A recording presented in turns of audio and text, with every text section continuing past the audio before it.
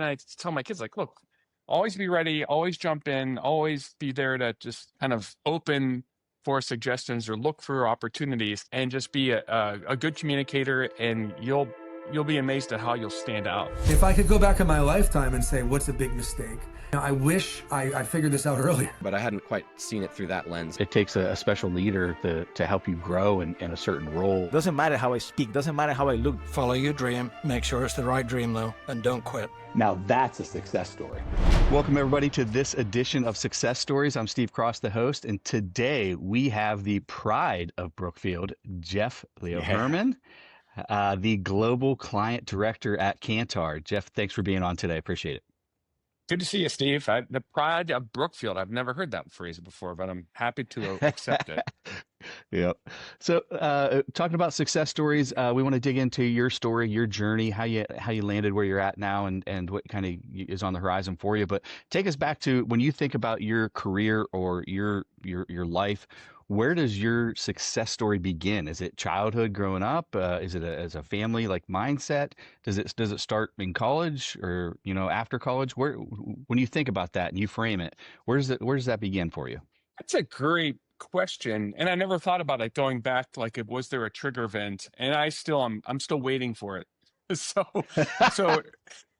I don't think my success story's begun yet. So I'm deep into the career here, and I can say that my formative years in Brookfield, great family life, very supportive parents, not a lot of direction. Neither one of them went to college. My sisters and I were the first to go to college from our family, so didn't have a lot of direction other than I knew a few things I was interested in, demographics and trends. So my first job out of school was WKBN as a ad sales research analyst. Learned a lot about the business. Jumped to Nielsen, learned a lot about consumer trends, consumer insights, and 20 some odd years later, now at Kantar, which is a marketing analytics firm. And I would say that I love what I do. I'm very passionate about still consumer trends, demographics, insights, analytics, and get to do it every single day with great clients. Yeah. So, Can you take us through like from one job to the next, or during that career? Was it always I'm assuming it wasn't just a linear line straight up, but maybe it was. I'm assuming there was a kind of a wavy path. oh yeah. In fact, because with my two kids, I tell them there's no such thing as this linear growth path, right? It's Yeah. literally super bumpy, and even Yeah. looking back, if you smooth the line out, obviously it looks like it's grown, but yeah, definitely there's above and below. Mean reversion is the key, right? So, but definitely it's been a bumpy ride. But I would say that the one thing that has been consistent is always a bias for action. So if I had to claim, like I said, I've not arrived yet at all, still working every single day to just learn and grow. But if I had to claim something that's kept me focused, is a bias for action and taking initiative. And every job I've ever had, I effectively created it. So I saw an opportunity, saw an opening, saw kind of like a little white space, and you get in there, you meet the right people, and you then create the opportunity. So while there might be, say, a role description, there's unique value that each person can bring to the table. And so you can seize upon that, but then you build upon what are the core requirements of a role, but then what extra value can you bring to the table. So I'd say from a success story standpoint, that's always been the key, is really just never be afraid to accentuate what they're looking for with some extra value. And even if you're not delivering out of the gate, just to say that this is where I see things going. So that kind of initiative from their career, 15 years at Nielsen, I call that an intrapreneur. So Nielsen is the market research firm that's famous for the TV ratings. I lived on the digital side of Nielsen. So in 99, when the internet started to really pop from a commercial standpoint, got into internet audience measurement. And then when video games and the connected console started to pop in the early 2000s, we got into video game measurement because we had the meters, the TV meters hooked up to the consoles.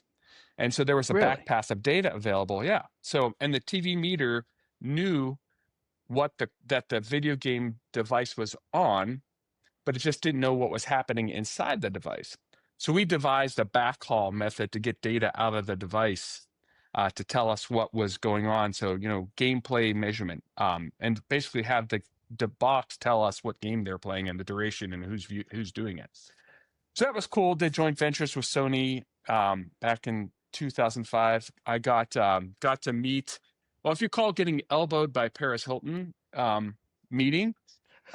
Yes, absolutely. No, so here's my brush with fame. I'm at the PS3 launch party in Hollywood, and I'm with the legal counsel of Sony. We're all wearing our button-down shirts and our jackets, and the team is cool.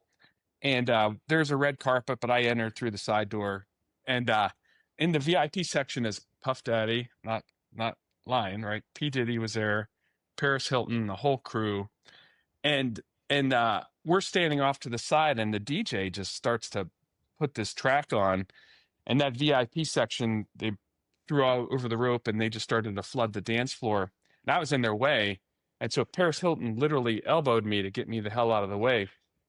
And I was like, "Whoa, what's that?" And I turned, and here's Ian Ziering from 90210 fame. Yeah. And he was cool. And that was when he was like pre-Sharknado. So he was like, that was rude. And so then I was probably, I'm still friends with Ian Ziering on Facebook. Friends, right? He's now selling skincare products or something. But so that was kind of fun. But that's that story. I have another story which is associated with that same trip around my biggest business fail, and we can get to that later if you want. Of course. but no, so that was that was interesting because that journey at Nielsen, video game measurement, streaming measurement, mobile media measurement. So I took the opportunity, even though it was a big established company, there was always a new area for that our clients wanted innovation on, and so we got in there and just tried to figure out how to take the current business model and what are the monetization opportunities for the new business model, which brings us to today, which is, there happens to be this new trend called AI, right? And it's not so new, What? right? It's yeah. Have you heard AI?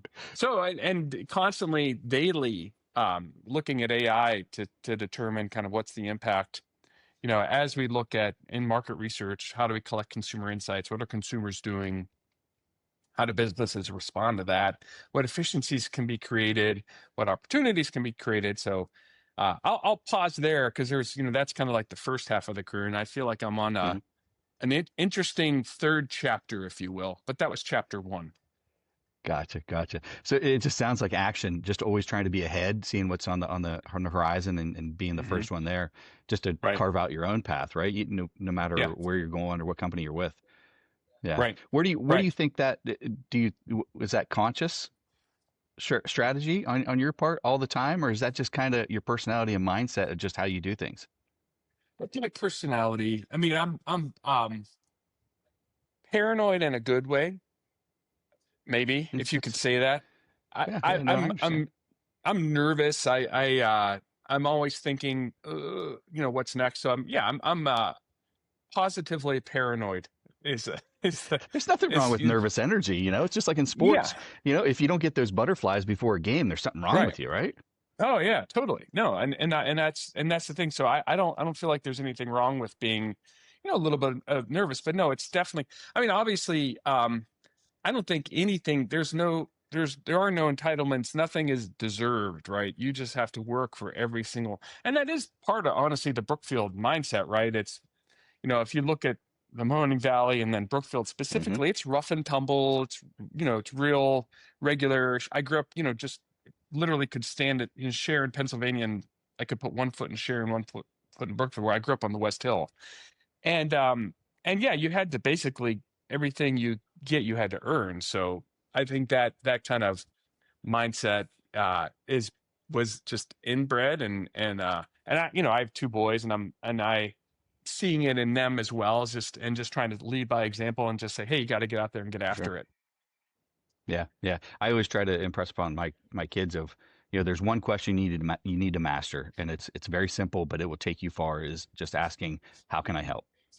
If Right. everybody knows you always want to help and you're always eager to help and willing to help, you can go far in any career, any relationship, anything you're doing. Love It kind that. of sounds like you're out of the game on that. Yeah, that's fantastic. And that's the thing. That's what with that's great advice to give, because so often, and you know how easy it is. We see the younger generation, right? The kids.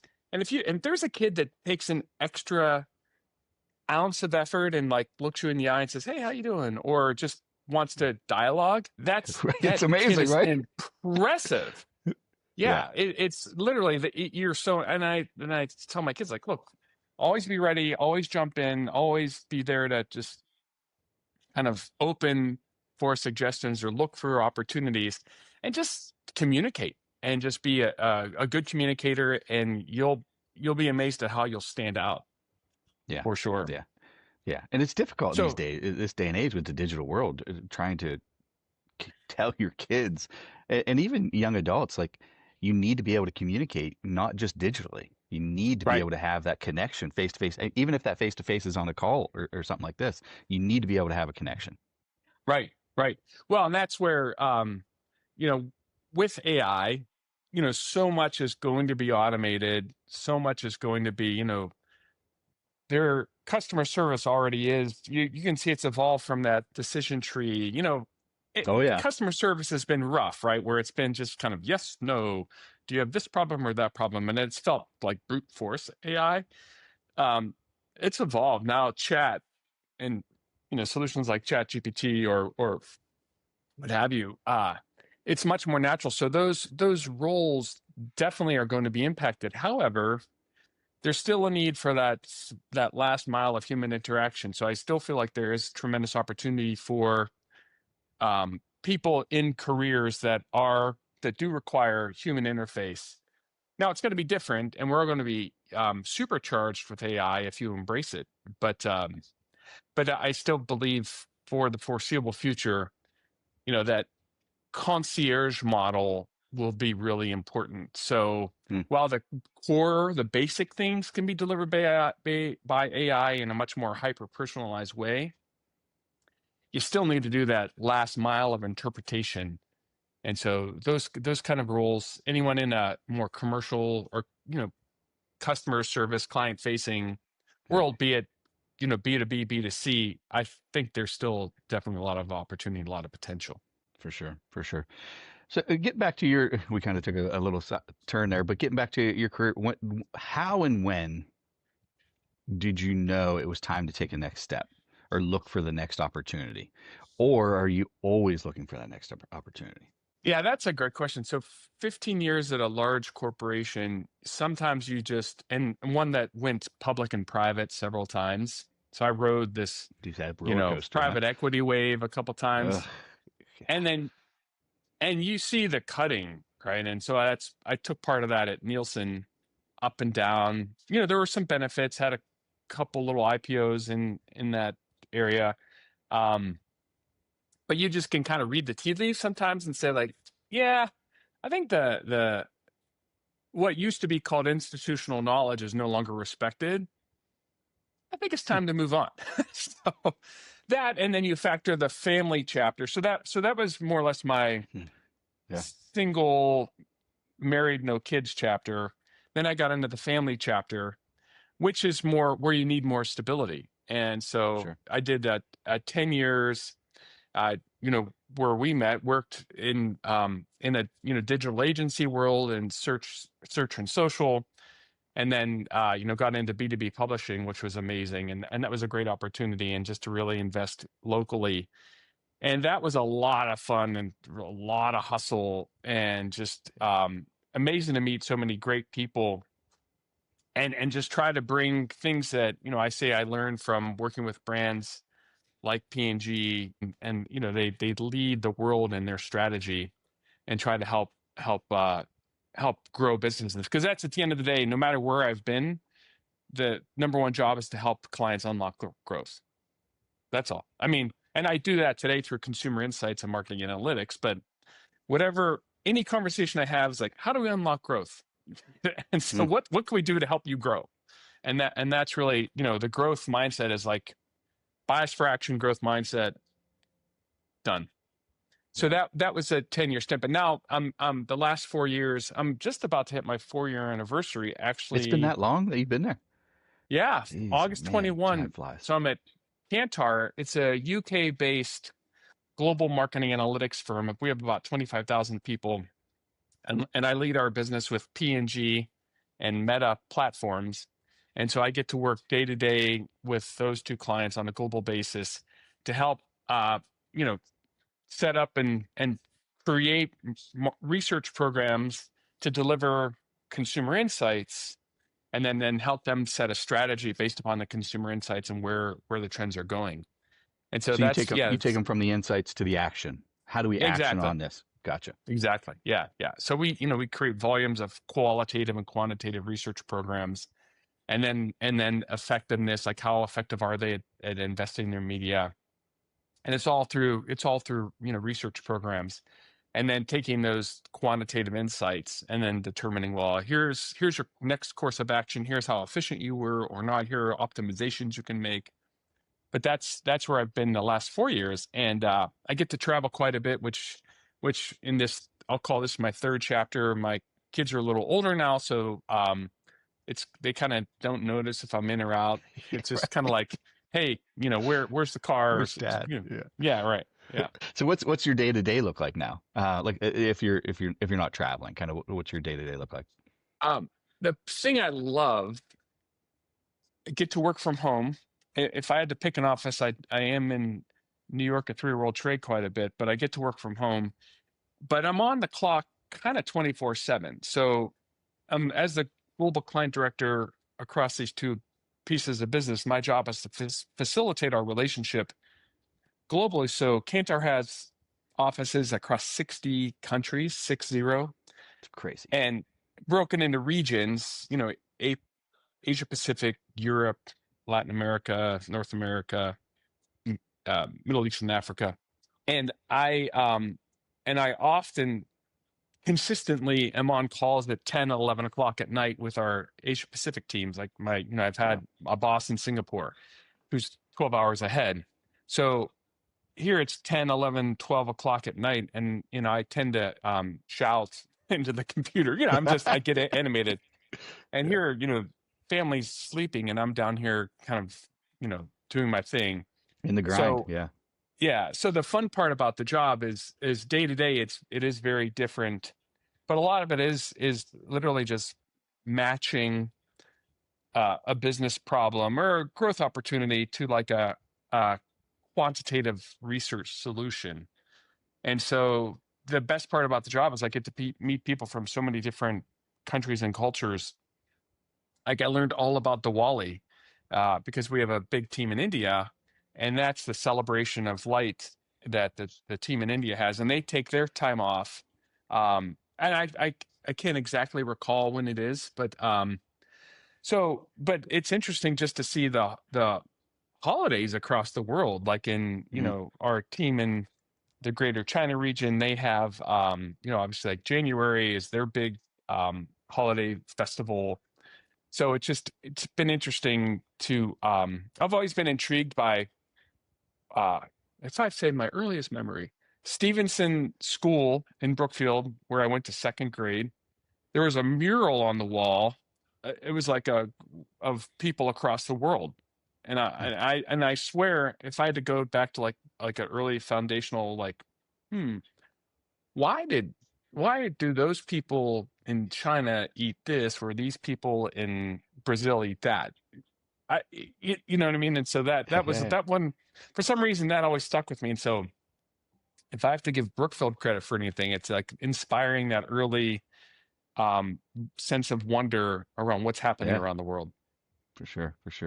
Yeah, I think it was Mark Twain that had that. It was some quote about travel is wisdom and experiencing other cultures and just getting to know other people. Yeah, it's amazing what travel and other cultures can do to you as a person and kind of bring you along and that insight. Yeah, for sure. Well, it's funny. And so my father-in-law will call that ants in my pants. So he thinks Yeah. I can't sit still. He's like, "Where are you going now?" And it's called wanderlust, and it's called curiosity. Like I'm Yeah. intensely curious about what's happening all the time everywhere. And I'm plugged into pop culture. I admit right here, right now, I'm a Swiftie. Yeah. And my family makes fun of me for it. But I was driving home from New York Wednesday night, and I got to listen to the New Heights podcast with Taylor Swift Yeah. premiering. So if this for anyone listening at a much later date, it's August of 25, and yeah, Taylor Swift announced her new album on the New Heights podcast with the Kelsey brothers, and it was a great way to kill. It's super light, super fluffy. I mean, but it's pop culture is kind of fun. You know what I mean? Yeah. It's why not? Why not? Yeah. Yeah. Love it. I'm at the Love age where I don't if I like I'll just say, "Hey, here's what I like. If it. it is what it is, right?" Or what's this word mean? Who is this person I've never heard of that everybody's talking about? That's where I'm at these days. Oh yeah, Just yeah. asking my 11-year-old about how to be cool these days or knowledgeable. Yeah. And as hard as you try, it's not going to happen. It's And you never, probably yeah. could, outside of their context, you are cool, but to them, yeah, it's not going to happen, Yeah. right? I don't know. I don't know if I'm cool these days or if I ever was, but I'm getting through. You brought up a topic that I kind of like discussing, and it's the you're never off 24/7, but you're always on. But I kind of feel like there's a lot of careers and a lot of jobs that are that way now. I Hmm. personally love it because then I can Oh yeah, construct and I have, the ability to there's certain things that I have to be at and have to be on for, but then I can also, pick and choose when I want to be off, and I can, as long as I set those boundaries personally. What are your thoughts on you the same way? You kind of feel the same way as I am on that? You like that? 100%. I love it. In fact, that's a great Yeah. point. There are many occasions where, yes, there are definitely things I miss, but then there are definitely things I get to attend midday simply because if I know about it, I can schedule it and then I can build everything around it. So some things obviously you can't control. But yeah, for the most part, I do enjoy the world we're in because it is much more of a dynamic, always on. So the upside of that is you do have more what I would call dynamic scheduling, and if you're not afraid to, Mhm. hey, if I need 12 to 2 to go to a school function, but then I'm on at 6, that's fine. I certainly appreciate and benefit from that flexibility, but I think that's the another key theme, if we had one, is just be flexible. That the shift working, I think that's out. I mean, I know there are shifts for sure. But I think even probably, there's overtime or there's extra hours or there's, coverage. I mean, I don't, I think just being flexible is one of the keys to success, is just being willing to accommodate requests. And sometimes, yeah, do we get the short end of the stick sometimes? Sure. But then hopefully there are other times where you can take advantage of that. You build a goodwill and take advantage. Yeah, I think it's a balancing act. As long as the company allows you to do it or trusts you to do it, I think that's a Right. big thing. We Trust. have, Yeah. I have, here at the agency, we have people I know at 5:30, 6 a.m. I got one person that's already slacking me, asking me questions and already working. And she's done it like 2 or 3 o'clock before her kids get home from school, which I love. And Perfect. then I other Yeah. people at Friday at 8 p.m. They're slacking, sending emails. I'm like, yeah, whatever works for you, as Right. long as boxes are getting checked and outcomes are being reached. I'm okay with it. There has to be some give and take, from both sides. Yeah, for sure. Completely agree. Completely agree. Yeah, as long as there's progress, there's momentum. Yes. And that's the thing you can tell, right? Over the course of not days and maybe sometimes not even weeks, but you can just see the direction of travel of certain things. And so, yeah, you having that, the team with such flexibility, clients love it too, because once again, there's always somebody to cover, right? So Yeah. clients have problems, on weekends, as we know. Yeah, right? And so sometimes you got to jump in. Yeah, yeah. So we kind of talked about where you're at now and what's going on. What for Kantar or your personal career life? What do you see in the next chapter? Well, I'm actually researching, you know, can AI get you to the place where you do have more flexibility? So how, the agentic world. So Yeah. now, AI started, um, once again, we reference this brute force customer service, right? With kind of like decision trees. And that's where computer science had to kind of predetermine, pre-design the path of anticipating. But now it's conversational. ChatGPT is conversational AI. And so it's a much, I've studied a little bit the math behind how the training models work. And so now that there's kind of the foundation of knowledge built out, now the next phase is agents, right? And this is where the verticalization of AI is going to come to play. And so how can you embrace agentic AI and say, okay, now that the foundation is built and now that there's a, language model built around understanding what the situation is, and how do you take it to your specific area of interest and then build a vertical model? And so that could be anything from, hotels could have agentic AI, which is really just training around things related to your stay and related to troubleshooting. Or personally speaking, given that I'm in more of a growth oriented role, how can I be more places at once? How could I, effectively clone myself and keep momentum going across multiple conversations with multiple people in multiple countries by having kind of that underlying agent strategy working on my behalf. So really, you're still interfacing with all the core areas, but if you could just get much more volume, just like email marketing, right? It flows on your behalf 24/7, 365. And HubSpot, right? You can say, oh, who opens, who clicks, who converts. Yeah. It's that on steroids now. So there can be momentum kept by AI, and then really just the hot opportunities, the ones that require attention, are surfaced. And so that's really, I think, where we're heading next, or where companies, I think, should be investing, is this more, how can they set up the baseline automation, which is tough, it's non-trivial. I mean, we've done it, right? Both of us. Yep. But then how do you optimize for success, and then create that efficiency where you don't feel like, and I'll say a huge area of opportunity is like healthcare. To this day, you still sometimes leave a voicemail and sit on hold with a desk at a doctor's office. There's no excuse for that. There is no excuse for that. So there's so much upside, so many areas where that model can be embraced, to just help people solve problems. Yeah. Yeah. We talked a lot of stakeholders and directors of companies, and they think that AI is a fix, but to operations, where you talk about operational efficiency. If we go in and do a discovery mode, AI doesn't fix. AI lots of times puts a spotlight on your operational inefficiencies. And AI Mm-hmm. doesn't fix that, because if you don't have your SOPs and your processes in line, we can't Right. even implement AI Oh, because yeah. you don't have the patterns and the processes defined properly. Yeah. Right. So a lot of times they think they want to implement it, but I'm like, you're 6 months, 12 months, 3 years away from even being able to think about implementing AI, because you don't have everything, your processes aren't aligned. So do you conduct audits? Like, do you have like a Yeah, model where you come in and sit down and just kind of audit the process? for sure. Yep. Yeah. We always talk about, where you're at now, how do you do things, and what's the goal, and how do you achieve it? And then we talk through, all right, what's the process that you currently have in place? And you got to get into the nitty gritty. You got to F every single little tiny variable, because if you don't cover every variable, then you get, the hallucinations from AI that doesn't know what to do.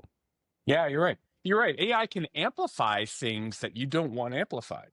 You know what I mean? Or that you don't even know So, exist. A lot of these people don't yeah, even know right. that the gaps are there. So, Right. so Right. Right. it puts a spotlight on their operations. I always say it puts a spotlight on their operations inefficiencies. Yeah.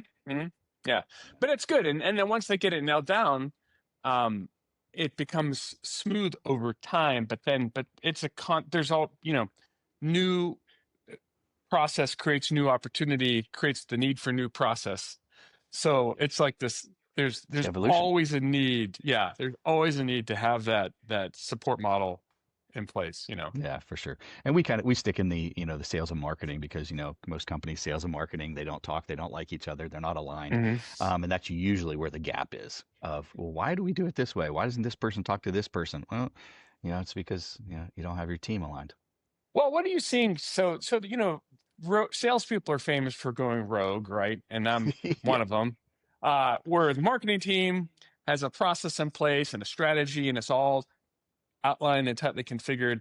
And you have random salesperson X who feels they know better, or well, my client doesn't want. Yeah.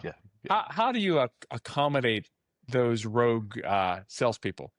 Well, it's always, people always want to talk about their personal, experiences, and they always want to talk in any conversation like that. There's the role, and then Hmm. there's the exception to the role. And people always want to, and I feel like I don't know what personality trait it is. They always want to talk about the 1% and the exception. And I'm Yeah, talking about the 99%. So let's talk about the right. 99% and what really moves the needle. And then once that's all figured out, defined, and we have that conversation going and we're all on the same page, then let's talk about how to address the exception. Right. No, you're right. The edge case. That's funny you say that because you're right. I've been in so many meetings where there's like too much energy on the edge case. It's like, Yeah. listen, yes, that's going to happen, but let's focus on really where we see we can make the impact, where the volume of activity is not like, don't get hung up on the edge case. We'll deal Yeah. with that later. Yeah. Yeah. We That's a can't we riot. can't have our business plan or a model or a framework for the 1%. Like it Right, just doesn't make sense. Yeah. Yeah. right, right, right. So along your way and your journey, who can you point to some people or a person, bosses, family, mentors, um, maybe somebody, a content producer, somebody that has helped you grow and that you've kind of aligned with or followed, or they've kind of given you that direction? It's probably too many people to list, and I had to think it's almost like I'm constantly following so many people to get inspired. And you go through phases, right? So For sure. I had my Gary V phase, I think in like the late 2019s, you know, but When then he you was get, exploding. Yeah. yeah, right, right, Yeah. right, right. So, I mean, family definitely has always been a big influence as far as, work hard, do the right thing. I'd say my immediate family and my wife, just as far as like getting me, showing me what's possible and giving me the support. Because, we have kids and I've always traveled a ton and she takes care of everything. And and I kind of, it's, it's not great, but sometimes I'm just like, tell me where to show up. Yeah, So, right. Yeah, sometimes it's that simple though. Sometimes, like I don't want to yeah, get involved. Just you have it under control. Just yeah. plug me in. Where do I need to be? Yeah, I call it the divide and conquer delegation. And it's not that I don't want to get involved. It's just that I'm not best at that kind of thing. So just tell me where to show. So as far as like who I do say like today, so podcasts are something that, here we are on a podcast. I jumped into podcasting in 2016 because I was inspired by other podcasters, and I've had a podcast over time. But I love listening to podcasts, and I'm in constant learning mode, and that's where, you know, uh, the good news is I'm constantly learning. The bad news is I always have a earbud in my ear, and I'm constantly learning. And people are like, "Hey, hello." So if there's a dull moment, like one of my favorite things to do is on weekends. I love weeding or just messing around in the yard. Because I literally just crush hours and hours and hours of Hmm. podcasts. And that can be everything from, my latest favorite, or it's been for the past couple of years, uh, the All In podcast with Chamath Palihapitiya, Jason Calacanis, David Hmm. Sachs, David Friedberg. Now they've gone MAGA, right? So they're big on the scene with Trump, but they're venture capitalists, right? And they're all successful entrepreneurs that have converted their wealth into venture capital, and then they've converted that into political influence, if you will. But just geopolitics, and that's the world they're in. But that's a podcast where I just obviously they're on the leading edge of AI and investments in energy and things of that nature. So Yeah. definitely use podcasts as a source of inspiration. But I'd have to say there's not like one person in particular, but it's just this network of people that have given me support. And I will say that 15 years at Nielsen, 10 years in the digital marketing world, and then the last 4. So I had a 10-year gap where I left my kind of marketing analytics world, that corporate world, to be more entrepreneurial. And I lost touch with a lot of the people in my early career. Well, believe it or not, I mean, I'm still to this day meeting people or seeing people that I met back in 2000. So 25 years later. So that notion that you never burn a bridge, right? You always maintain your positive relationships. I thought, my 10-year period of entrepreneurship, I thought, I'll never see these people again. So you just kind of lose touch. But you keep in touch with a few people, and it really helps, because just that notion of you never know who you're going to need, 5 years, 10 years, 15 or 20 years down the road. And I've definitely have people that they help me today because we had a great relationship back in like 99. And so that's always super critical. Yeah. Network and just being available to them. And I'm sure along the way that they probably felt that they could reach out to you if they needed help or needed an answer to a question as well, right? Oh yeah. And that's the thing. Always willing to help, always willing to, we get, sometimes just the messages fly in, you have LinkedIn, and that's gotten just like so full of prospecting, right? Yeah.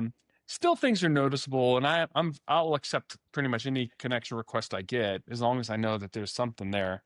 But sometimes you just miss things, right? So you're just somewhere traveling or just, in a meeting, and you might miss a message. And sometimes it's not intentional. And so for your best salespeople, that is the need to kind of keeping those touch points going, right? So that 3 to 5, sometimes 8 requests to kind of interact. Sometimes you can tell someone's just purely not interested, and you just kind of leave it alone. But in that world where we're inundated with messaging from multiple platforms, I still think it's important to be politely persistent, and I like that. and not assume ill intent. Just assume that somebody had their priorities focused elsewhere at the moment. Yeah. So if you look back, and I know you said you don't think that you have reached that success point yet, but a lot of people, that are going to be watching this, listening to it, younger people that are trying to gain and get to where you're currently at on that success journey.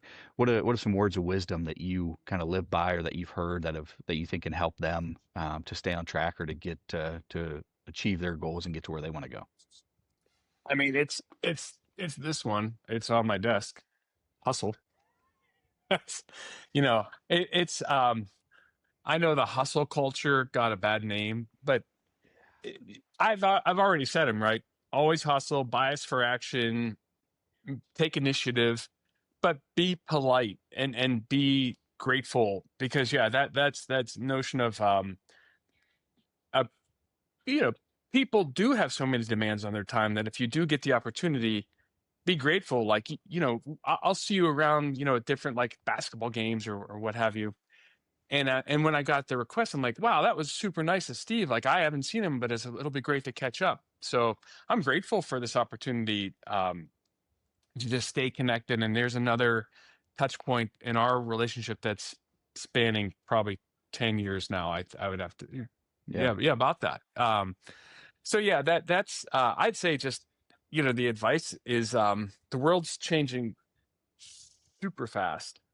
And so just try to just be agile and lean on people that have a wide range of experiences. What's cool is there's a guy who grew up in Warren who's on the faculty of Stanford University. And he lived in China for a long time. He's a super nice guy. And I interviewed him during the pandemic because he was actually living in China.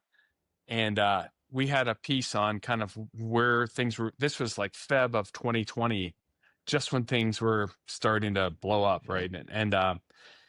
And we've maintained that relationship. And he's just a super person that, you know, has done and continues to do very big things on a global level. But we definitely keep in touch. And so that that aspect of like, hey, you never know when you're going to need you need a connection or need something from somebody. But yeah, but just that, don't be afraid to ask, right? That's the thing that with for young professionals that are looking to evolve, if you're genuinely interested, like if you're in college, heck, if you're in high school or college or just new in your career, ask somebody that's 10, 20 years your senior who's had experience. Ask them for a little bit of time and say, what have you done? How have you grown in your career? Because people always love to chat and share their stories. So, and it is impressive if there's a person that reaches out who is, happens on LinkedIn a fair amount. They're a college student that's trying to get into the mix. Like, sure, what do you need to know? You just have a quick chat. You just give them a couple pointers, but asking for help is always a piece of advice, but then giving it too in return. So it's that golden rule, right? So yeah, something to live by. In my experience, it's always successful people are always very accommodating and want to help other people be successful. And for people trying to reach out, my recommendation and advice is always be authentic with your request and very specific with your request, not just, hey, can you answer some question for me? Be very specific of like, hey, here's what I'm doing. Here's where I'm trying to go. I want to pick your brain about this, right? And almost all successful people love to give back because somebody did it for them.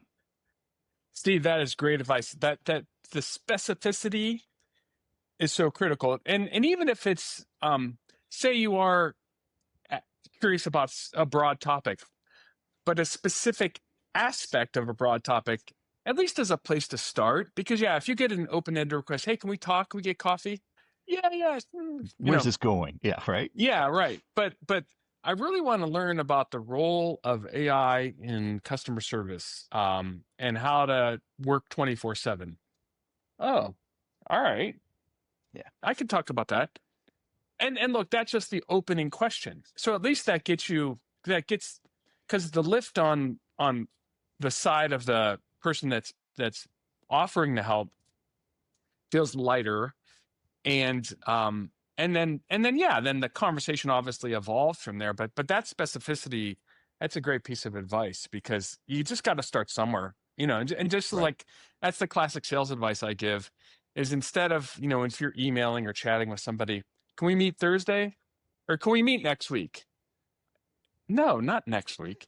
Can we meet Thursday at 10 next week? And at least they can say, no, but I can do 2. Yeah. Great. No, but if you right. Right. But if you say next week, then it's easy to just kind of blow that request off. So that's always, that specificity is that's a great tip.